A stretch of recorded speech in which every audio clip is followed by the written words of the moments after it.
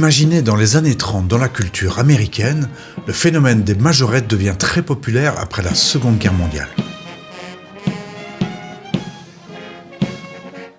À Bruxelles, les majorettes apparaissent dans les années 1950. Nous sommes dans l'après-guerre. Les fanfares militaires défilent et puis les cortèges reviennent. Et avec eux, les majorettes, sorte de substituts un peu plus sexy que les militaires, on va dire ça comme ça. Dans les années 60, le mouvement s'étend à toutes les communes bruxelloises. Kermesse, fêtes communales, défilés patriotiques ont toutes leurs défilés.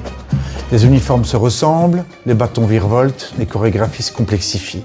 Puis, dans les années 1970, c'est l'âge d'or. Les groupes sont structurés et les concours se multiplient. Les majorettes deviennent un symbole obligé des fêtes populaires. Mais à partir des années 80, le paysage change. Les fanfares disparaissent, les grands cortèges se raréfient, les codes vieillissent, les costumes datent. Une partie de la pratique survit autrement par le touring sportif, la danse et de nouvelles formes. Les majorettes quittent peu à peu la rue pour rentrer dans l'histoire. C'est ici qu'arrive Victoire.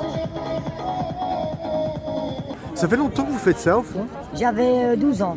12 ans. Et j'en ai 52. Oh, dis donc. Mais vous êtes souple, comment vous faites? Vous vous entraînez souvent? Bah, je m'entraîne souvent à la maison, pas tous les jours, mais quand j'ai le temps.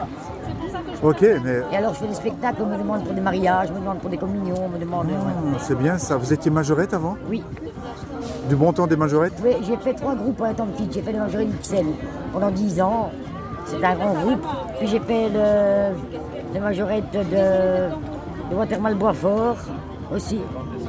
Et puis la majorette de Saint-Gilles. Où maintenant, je pense qu'il n'y a même plus de groupe parce que les tambours sont partis. Enfin, les dernières nouvelles que j'ai eues, il y a 2 tambours et 3-4 majorettes. Avec la famille, vous faites ça aussi? Non, toute seule. Toute seule? J'ai envie, mon rêve, c'est d'ouvrir un groupe. Mais c'est des frais, il faut trouver des tambours, il faut trouver des majorettes, il faut faire des costumes, il faut avoir les chapeaux et tout. Enfin, ouais.